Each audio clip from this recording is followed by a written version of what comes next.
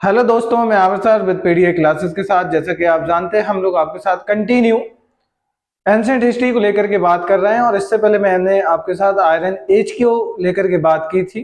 अब उसी के हम नेक्स्ट टॉपिक को बात करेंगे और मैंने ये भी कहा था कि जो अगला टॉपिक है वो बहुत ही इंपॉर्टेंट है और जितने भी आगामी परीक्षाएं, जितने भी नेक्स्ट एग्जाम्स हैं, उन सब में बहुत ही इंपॉर्टेंट रहने वाली है सीरीज।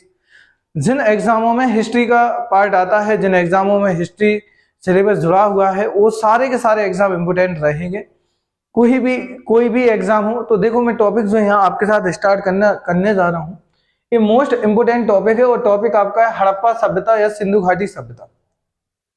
इसको पढ़ने से पहले हम बता दें आपको, कुछ यहाँ बातें कर लें। इसके बाद में एक लेक्चर लाऊंगा, इसके बाद में एक जरूर ऐसा लेक्चर लाऊंगा जो पूरा मेंस के हिसाब से पर्पस होगा कि हड़प्पा को हड़प्पा सभ्यता क्यों कहा गया, सिंधु घाटी सभ्यता क्यों कहा गया, और ये विश्व की सबसे, एक कह सकते हैं कि सबसे पुरानी सभ्यता कहो, या फिर इसी को हम कहें सबसे व्यवस्थित सभ्यता, जो एक सिस्टमेटिकली तरीके से बनी हुई थी, वो शहरीकृत है, नगरीकृत सभ्यता क्यों है। ये सब बातें करेंगे। बाकी कुछ यहाँ पे वो पॉइंट की भी बात कर लूंगा मैं, कुछ झलक यहाँ भी देख लेंगे उन पॉइंटों की। तो वही सारी बातें हम आपके साथ करेंगे, इसकी बहुत ही डिटेल से करेंगे उस लेक्चर में। ठीक है, अभी यहाँ मैं बेसिक बताऊंगा हड़प्पा सभ्यता के बारे में, जो प्री पॉइंट ऑफ व्यू से और मेंस पॉइंट ऑफ व्यू से भी इम्पोर्टेंट रहेगा। तो थोड़ा आपको यहाँ ध्यान से देखना है और चीजों को अच्छे से बस समझते जाना है, और आप आराम से इन चीजों को समझ जाएंगे और कैसे कैसे ये चीजें रहेंगी। चलो, और कुछ है यहाँ पे देखिए, थोड़ी मैं बातें और कर लूँ मैं आपके साथ कि जितनी भी सभ्यता मिली है, जो भी सिविलाइजेशन मिली है, जब ये बनना स्टार्ट हुई चीजें, जब सारी की सारी चीजें बनना स्टार्ट हुई, ये सारी चीजों का जैसे इनॉग्रेशन हुआ है, जब मानव ने घर बनाना, बस्तियां बनाना, पशुपालन, झोपड़ी बनाना, कृषि करना, ये सब चीजें सीखी, तो ज्यादातर लोग जो बसे, ज्यादातर लोगों ने जो अपनी बसावट की जगह बनाई, वो कहाँ बनाई? वो ज्यादातर बनाई नदियों के किनारे। तो जितनी भी सभ्यताएं मिलेंगी वो सब सारी की सारी कहाँ मिलेंगे? नदियों के किनारे। तो ये भी सभ्यता किसकी है? सिंधु घाटी सभ्यता है, मतलब सिंधु नदी के किनारे। अब चीन नदी के किनारे चाहे होंगियो सभ्यता हो, या मिस्र के किनारे मेसोपोटामिया, या दजला फरात की सभ्यता हो जो आपकी ईरान इराक में है, जो कोई भी सभ्यता हो, या मिस्र की सभ्यता कह लो, मेसोपोटामिया की सभ्यता, जितनी भी सभ्यताएं हैं, जितने भी सिविलाइजेशन है, वो सारे के सारे, क्योंकि नदियों के पास रहना काफी आसान था, काफी सरल था, क्योंकि उन्हें पानी की व्यवस्था बहुत आराम से मिल जाती थी। पानी की सुविधा होने के साथ साथ उनको शिकार करना भी बहुत आसान हो जाता था, क्योंकि जो भी जानवर आते थे पानी आने पीने के लिए, तो आराम से वो जानवर जब पास आते थे नदी, तो या तो आसपास पूरा एक गीला इलाका रहता था, तो वहां आकर के अब इतनी स्पीड में कोई जानवर नहीं भाग सकता, तो शिकार वो आसानी से कर सकते थे, एग्रीकल्चर भी आसानी से कर सकते थे, सिंचाई के लिए सुविधा भी आराम से कर सकते थे। ये भी पॉइंट ऑफ व्यू हो सकते हैं। और भी ज्यादा इंपॉर्टेंट था, क्योंकि सबसे ज्यादा जो मुख्य भोजन जो मिला है वो उनका मिलता है मछली और चावल। अब चावल या धान की खेती के लिए सबसे ज्यादा किसकी जरूरत होती है? वो जरूरत होती है आपकी वाटर, मतलब कि पानी की जरूरत होती है। उसी प्रकार से अगर मैं बात करूंगा तो मछली पकड़ करके किससे? नदी से आराम से मछलियां पकड़ लेते थे, और सारी चीजों की जो सिस्टमेटिकली जो चीजें रहती थी, आराम से वो अपना भोजन उन्हें प्राप्त हो जाता था। तो इतने सारे पॉइंट ऑफ व्यू थे और इतने सारे रीजन थे उनका, इन सभ्यताओं का नदियों के किनारे बसने का। इसके और भी चीजें बात करूंगा, मैं पहले ही बोला कि इसके अगले वाले पार्ट में बहुत डिटेल से मैं आपको इन चीजों को बात करूंगा, लेकिन अभी मैं आपके साथ करने वाला हूँ कि हड़प्पा सभ्यता और सिंधु घाटी सभ्यता। यहाँ पे कर लेते हैं बात कुछ टॉपिक की। देखो यहाँ पे इंपोर्टेंट है कि हड़प्पा सभ्यता के प्रारंभिक स्थल, यहाँ देखिए ये पॉइंट, कि हड़प्पा जो सभ्यता है, हड़प्पा सभ्यता के प्रारंभिक स्थल सिंधु नदी के आसपास, किस नदी के आसपास मिले हैं? जो सिंधु नदी है, इंडस रिवर है, उसके आसपास केंद्रित थे, इसलिए इसे सिंधु घाटी सभ्यता के नाम से जाना गया है। अगर मैं बेसिकली बात करूं कि अगर इंडिया का मैप हम इस प्रकार से बना के बात करें, इस प्रकार जब इंडिया का मैप देखेंगे तो मैं ये आप आराम से अच्छे से आपको समझा दे रहा हूं इस प्रकार से। तो जो इंडस रिवर है, इंडस है, सिंधु नदी है, इस प्रकार से गई है और यहाँ से पाकिस्तान एंट्री ले लेती है।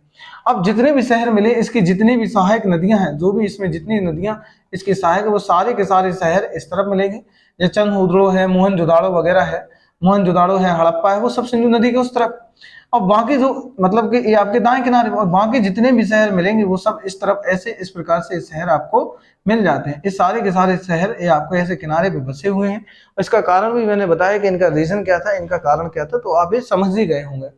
ये नोट मेरे साथ करते जाना, जो भी चीजें मैं बता रहा हूँ वो बहुत जरूरी है, और ये चीजें आप अच्छे से समझते जाना। चलो मैं कुछ और बातें यहाँ पे आपके साथ कर लूँ और कुछ पॉइंटों की यहाँ बात कर लूँ।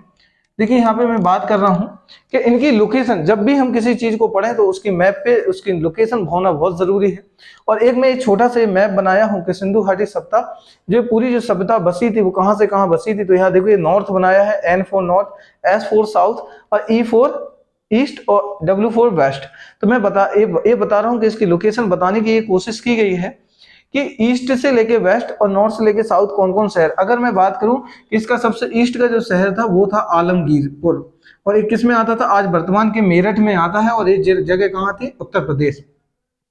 इस सारे के सारे क्वेश्चन एग्जाम में पूछे गए हैं कि सबसे सिंधु घाटी सभ्यता का सबसे पूर्वी हिस्सा या जो सबसे पूर्वी जो शहर है वो कौन सा है, तो आपका आंसर हो जाएगा आलमगीरपुर है, और ये मेरठ के उत्तर प्रदेश आज के वर्तमान में मेरठ में आता है।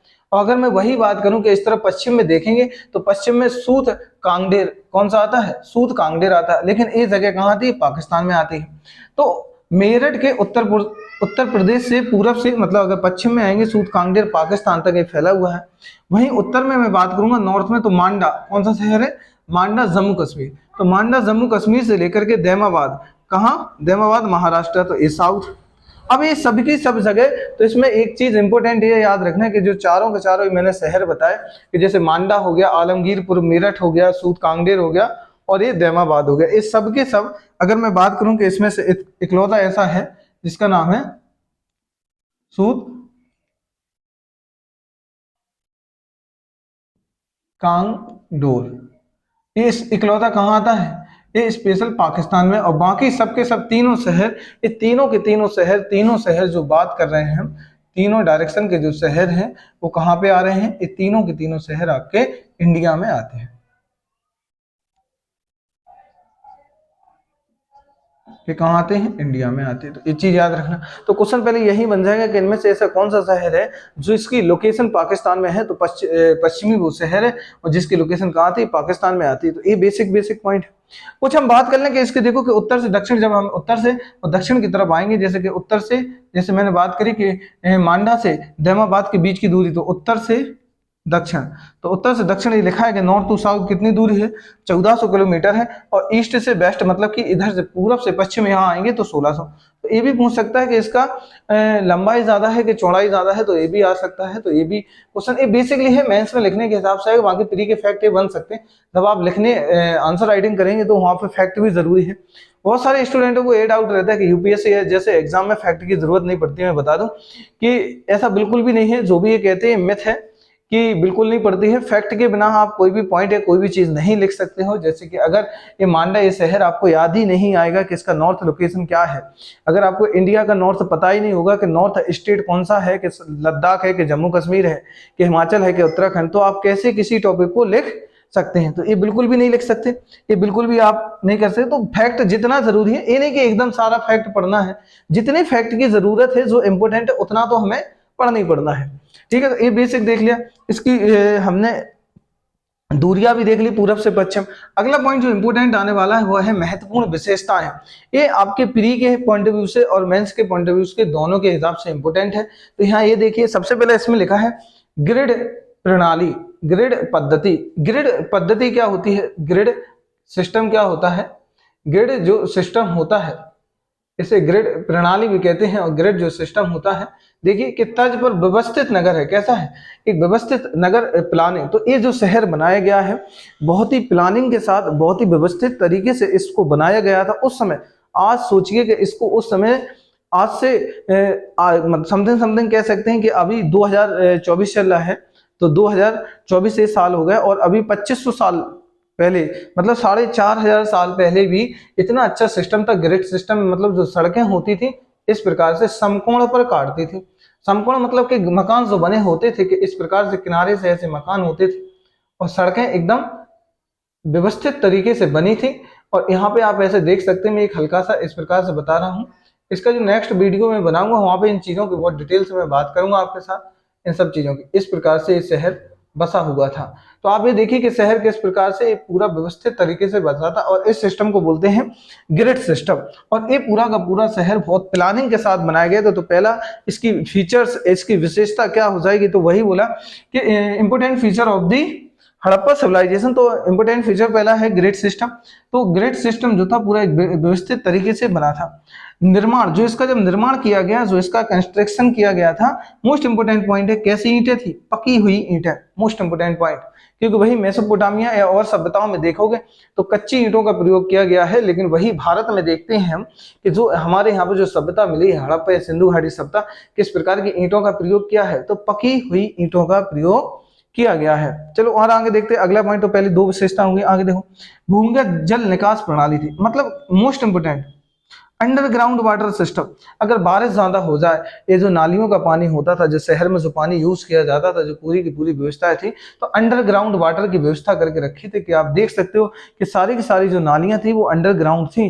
तो ये जो इस शहर जिस प्रकार से बना है, इन्हीं रोडों के किनारे नालियां होती थी, इस प्रकार से इन्हीं रोडों के किनारे, और ये पूरी की पूरी ढकी हुई होती थी, मतलब किसी भी, या फिर कह सकते हैं किसी चट्टान से या पत्थरों से ढकी रहती थी, और अंडरग्राउंड वाटर का सिस्टम था। यहाँ तक कि यहाँ पे पाइप का भी सिस्टम मिलता है, कि जो पाइप का सिस्टम मिलेगा, मैं बात करूंगा किन किन शहरों में मिला है, तो वो सारे टॉपिक की हम आपके साथ बात करेंगे।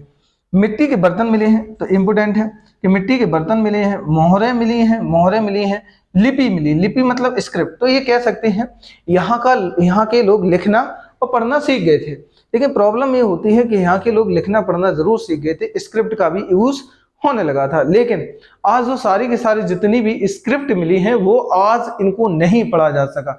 इंपोर्टेंट ये है कि उस समय जो चीजें लिखी गई, उस समय जो प्रोसेस लिखा गया, क्योंकि कुछ लोग कहते हैं कि राइट टू लेफ्ट लिखा जाता था, कुछ कहते हैं कि लेफ्ट टू राइट लिखा जाता था। लिखने के तरीके पर अभी तक डिस्प्यूट है, ये नहीं कह सकते कि लेफ्ट टू राइट था कि राइट टू लेफ्ट था, तो इस पे विवाद है, इस पे डिस्प्यूट है, और इसे विस्ट्रोफेडन शैली कहते थे। क्या बोलते थे? विस्ट्रोफेडन स्क्रिप्ट।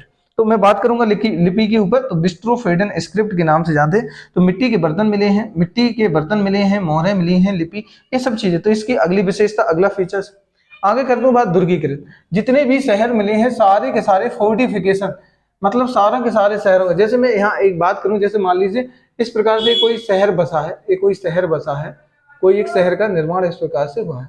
दुर्गीकृत का मतलब था एक पूरा का पूरा शहर इस प्रकार से, जैसे कि कोई किला होता है, जैसे कोई एक बिल्डिंग होती है, और उस बिल्डिंग को एक मकान के चारों ओर एक उसका सुरक्षा, कह सकते हैं सुरक्षा बॉल, मतलब सिक्योरिटी बॉल, तो सिक्योरिटी वॉल बना सकते हैं, उसी प्रकार से एक यहाँ पे दुर्गीकृत किया गया था, और इंग्लिश में इसको कहेंगे फोर्टिफिकेशन। तो फोर्टिफिकेशन देखने को मिलता है, तो जितनी भी बिल्डिंग्स मिलती हैं वो सारी की सारी फोर्टिफिकेशन मिलती है, बस एक चीज को छोड़कर, एक शहर को छोड़कर, वो चंदहुदड़ो को छोड़ करके। इंपोर्टेंट तो ये हो जाता है, क्योंकि देखो जितने भी शहर मिलेंगे इसमें, चाहे हड़प्पा हो, चाहे आपका मोहनजोदाड़ो हो, चंदहुदड़ो हो, लोथल हो, धोलावीरा हो, रंगपुर हो, सूतकांगडेर हो, जितने भी शहर हैं सब के सब यहाँ पे क्या मिले हैं? फोर्टिफिकेशन मिले हैं, सब 45 मिले हैं, और सबका क्या किया गया है, यहाँ पे क्या बोल सकते हैं, सबको दुर्गीकृत किया गया। लेकिन इसमें से एक एग्जेप्शन मिलता है देखने को, वो मिलता है चंदहुदड़ो का। इसका कोई भी दुर्गीकृत नहीं था, ये शहर क्या था? दुर्गीकृत नहीं था। अब इंपोर्टेंट आता है कि ये दुर्गीकृत क्यों नहीं था। चंदहुदड़ो थोड़ी सी इंटरेस्टिंग बातें हैं, क्योंकि चंदहुदड़ो के बारे में उस समय, अब आपको जानकर के थोड़ा सा एक हल्का सा सुनने में लगेगा सडनली कि ऐसा भी था क्या सर उस समय, तो ये ब्यूटी पार्लर का काम होता था, यहाँ पे मैन और वोमेन दोनों के लिए ये सब चीजें की जाती थी। तो यहाँ पे ब्यूटी पार्लर की चीजें वगैरह होती थी।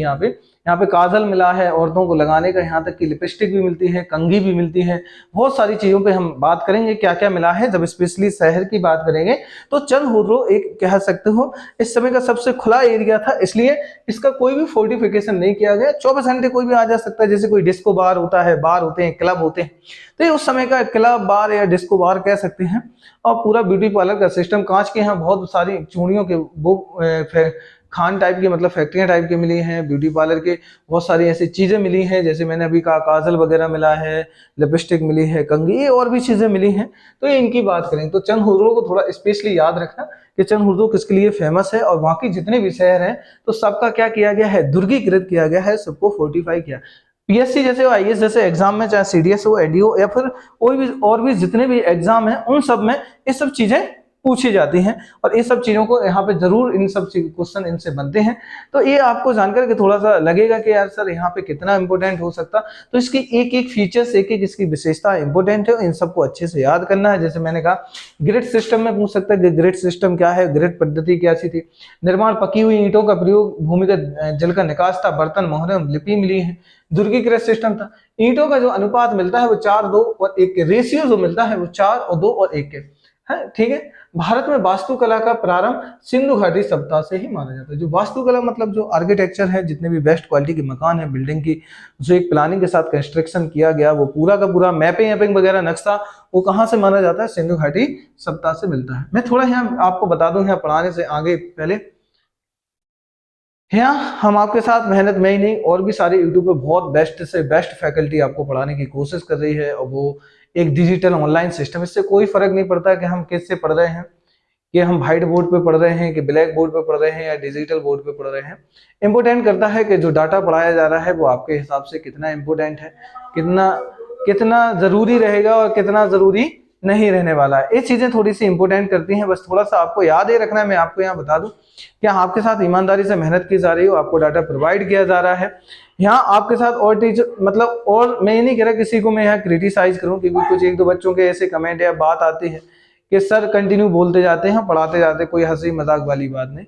क्योंकि देखो हंसी मजाक करना हो तो फिर ऑफलाइन बैच में आओ, या फिर हंसी मजाक हो, क्योंकि हम आपके साथ ऑनलाइन और डाटा दे रहे हैं, क्योंकि यहाँ हमें कोशिश करनी है जल्द से जल्द आपका सिलेबस को कवर कराने की। और यहाँ हम आपके साथ हंसी मजाक करने नहीं आए हैं, यहाँ हम आपको डाटा प्रोवाइड करने आए हैं। और यहाँ पे अगर मैं आपके साथ हंसी मजाक करने जाऊंगा तो काफी टाइम ले सकता हूँ, और टेकिंग हो जाएगा। इसलिए मैं टू द पॉइंट की बात कर रहा हूँ, हमें टू द पॉइंट हमें पढ़ना है। तो आपको बस यहाँ चीजें देखना है और नोट डाउन करना चाहता हूँ। मैं ये भी कहूंगा जो बच्चे नहीं पढ़ना चाहते, उन्हें लगता है ऐसा, तो वो जा सकते हैं, उसमें मुझे कोई दिक्कत थोड़ी है, ठीक है। बाकी आपको देखना है। देखो आगे देखते हैं हम लोग। तो ये चीजें हमने देखी, यहाँ पे मैंने ये सारी व्यवस्थाएं कर दी, ये भी बात कर दी। अब बात आती है नियोजित शहर। देखो वही शब्द हमने यहाँ पढ़ा था कि सारा जो शहर बना था प्लानिंग के साथ बना था। कैसा बना था? प्लानिंग। अब शहर की प्लानिंग कैसी थी ये समझ लो थोड़ा सा। प्लानिंग कैसे की गई थी शहर की? शहर को दो भागों में बांटा गया था, इंपोर्टेंट पॉइंट है। शहर को दो भागों में बांटा गया था, पूरब और पश्चिम। जैसे इस प्रकार से शहर था, तो शहर इस प्रकार से बांटा गया था, ये आपका ईस्ट था और ये आपका वेस्ट था। तो दो टाइप से शहर को बांटा गया था। शहर की जो बसावट थी वो पूरब से पश्चिम की तरफ की जाती थी, और शहर को बांटने का तरीका दो था। एक तो जिसे बोलते थे पश्चिमी टीला, और एक बोलते थे पूर्वी टीला। टीला मतलब होता है कि एक ऊंचाई पर बनाया गया, एक जैसे जब हम मकान बनाते हैं तो मकान को बनाने के लिए ऊंचाई पर पिलर का यूज करते हैं, तो वो थोड़ा सा उसकी हाइट बढ़ जाती है। जो मेन रोड होता है, जो मेन कॉलोनी होती है, थोड़ा उससे वो ऊपर दिखने लगता है, वो थोड़ी उसकी फैसिलिटी रहती है, बहुत सारी चीजें अलग बात है। तो ऐसे करके दो टीले में मकान। तो पहले तो ये पूछा जाएगा कि सारे के सारे जितने भी शहर थे तो कितने भाग में बटे थे? तो दो भाग में बटे थे, एक तो पूर्वी टीला में और एक पश्चिमी। तो ऐसे करके दो भागों में इसको बांटा गया था, ठीक है। ये भी बात कर सकते हैं। आगे देखते हैं हम।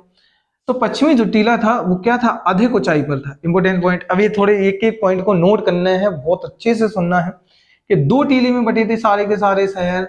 जैसे कि यहाँ मैंने कहा सारे के सारे शहर दुर्गीकृत थे, केवल और केवल चंद भूलों को छोड़ करके। उसी प्रकार सारे के सारे शहर दो टीले में बचे थे, पूर्वी टीला, पश्चिमी टीला, जिसमें पश्चिमी टीला अधिक ऊंचाई पर था और एक दुर्गीकृत किला था पूरा, इससे मतलब कि फोर्टिफाइड करके रखा था। इसमें रहते कौन कौन थे? पुरोहित रहते थे और शासन वर्ग रहता था। मोस्ट इंपोर्टेंट पॉइंट है।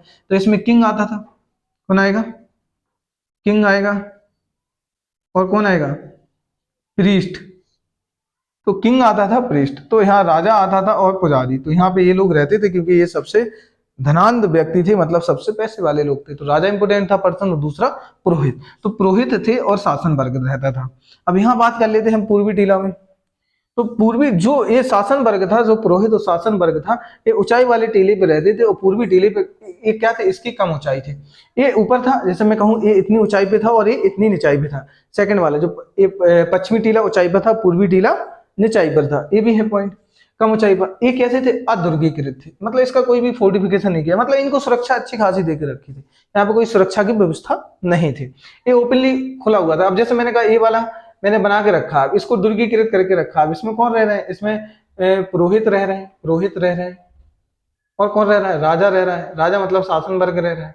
अब एक इस प्रकार से मकान इसके बाहर बने हैं, इस प्रकार से ओपन है, जिनको कोई फोर्टिफिकेशन नहीं किया गया है, कोई भी इसमें किसी भी प्रकार की सिक्योरिटी वॉल नहीं बना के रखे हैं।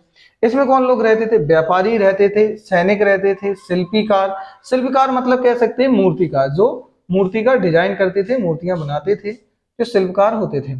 और कौन रहते थे? नॉर्मल नागरिक आते थे, इन सबका निवास था। देख रहे हैं आप लोग कि उस समय पर जो सारी की सारी जो व्यवस्थाएं थी वो कितनी आज के समय से मिलती जुलती हैं। मतलब आज तो थोड़ा कह सकते हैं कि थोड़ा अलग था, अलग है चीजें, लेकिन उस समय भी देखो कि पकी हुई ईंटें, नालियों की व्यवस्था, फोर्टिफिकेशन का सिस्टम, और कैसे एक राजा पुरोहितों का सिस्टम अलग है, कितनी सिक्योरिटी के साथ दे रहे हैं। आज भी कौन से इनको कम सिक्योरिटी दी जाती है?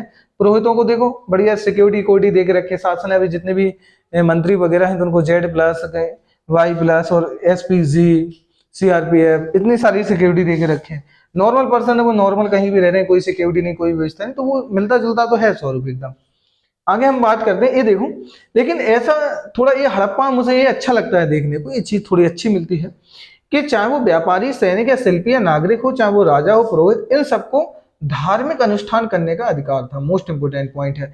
बाकी सब वही ऋग्वेद के बाद जब उत्तर वैदिक काल में जाओगे तो इन वर्गों को फिर ये धार्मिक अनुष्ठानों में शामिल होने और ये कराने का कोई अधिकार नहीं था। वो केवल केवल यहाँ लिमिट हो जाएगा। बात करेंगे हम लोग तो इन लोगों को क्या था? धार्मिक अनुष्ठान करने का क्या था? अधिकार था। तो ऐसा कोई बाउंडेशन नहीं था, सबको धर्म को मानने की आजादी थी, तो धार्मिक अनुष्ठान अधिकार था। ये चीज यहाँ पे देखने को मिलती है। ठीक है, ये हो जाएगा। इसका इसमें एक शहर का नाम आता है जिसका नाम है धोलावीरा। धोलावीरा एक ऐसा नगर था जो 3 भागों में बटा। मोस्ट इंपोर्टेंट पॉइंट देखो, ये अपवाद आ गया धोलावीरा, ये एग्जेप्शन आ गया है। ये क्या है? अपवाद आ गया है। अपवाद, ये एग्जेप्शन आ गया। जिस प्रकार से एग्जेप्शन चंद्रहुर को पढ़ा, इसलिए मैं पढ़ा रहा हूँ कि देखो पढ़ाने से पहले मैं इसको बहुत डिटेल से, बहुत ही आपके साथ इसको लंबा डिस्कशन कर सकता था, लेकिन इसलिए मैंने इतना लंबा डिस्कशन नहीं किया, क्योंकि आपको एग्जाम पॉइंट ऑफ व्यू से देखना है कि कितनी जरूरत है, किन किन पॉइंटों पर ज्यादा ध्यान देना है। वही चीजें देखिए जो जरूरी है, और बाकी जो रहेगा मुझे जो लगता है तो वो भी मैं आपके साथ बात कर लूंगा। प्रीवियस ईयर के क्वेश्चन भी लाऊंगा, उनकी भी बात कर लेंगे हम आपके साथ। तो यहाँ देखिए, तो चंद्रहुदड़ो को जैसे हमने यहाँ एग्जेप्शन में पढ़ा था कि इसका फोर्टिफिकेशन नहीं किया गया, उसी प्रकार धोलावीरा को 3 भागों में बांटा था। कितना भाग में? 3। उत्तर जैसे उच्च, मध्य और निम्न, तो इसके 3 भाग क्या थे? इसके 3 भाग थे, उच्च, मध्य, मतलब कह सकते हैं, और निम्न। ये 3 टीलों में बटा था, ये 3 टीलों में बटा था। चंद्रहुदड़ो एकमात्र ऐसा नगर था जो दुर्गीकृत नहीं था। देखो इसके ऊपर भी हम बात आपके साथ कर चुके हैं। तो ये जो पॉइंट मैंने आपके साथ जितने डिस्कस किए, जो ये सारे पॉइंट उत्तर से लेके पश्चिम और पश्चिम से लेके पूरब, ये सारी की सारी चीजें जो भी पॉइंट के, इसके नेक्स्ट पार्ट में पे क्या बोला कि आपके साथ एक बात करूंगा कि हड़प्पा इसको क्यों कहा, सिंधु घाटी सभ्यता क्यों कहा, इन नदी के ही किनारे क्यों बसे, और इनने किस किस ने इसको अलग अलग नाम दिए, और ये सबसे व्यवस्थित व्यवस्था कैसी थी, सबसे प्लानिंग के साथ शहर क्यों बनाया गया, और सबसे प्लानिंग के साथ इसको शहर क्यों कहते हैं। सारे के सारे पॉइंट ऑफ व्यू, सारे के सारे क्वेश्चन पे जो आपके मन में उठते हैं, पहले अभी इसको अच्छे से नोट डाउन कर लेना आप लोग। हम इसके नेक्स्ट टॉपिक, नेक्स्ट पार्ट के साथ बात करेंगे। और मैंने बोला इसको पहले तो हम यही करेंगे कि है क्या हड़प्पा सभ्यता, पुरानी सभ्यता कौन सी है और क्या क्या चीजें हैं, ये भी सारे टॉपिक हम देख लेंगे। तो फिर मिलते हैं हम लोग नेक्स्ट पार्ट में। Okay, thank you.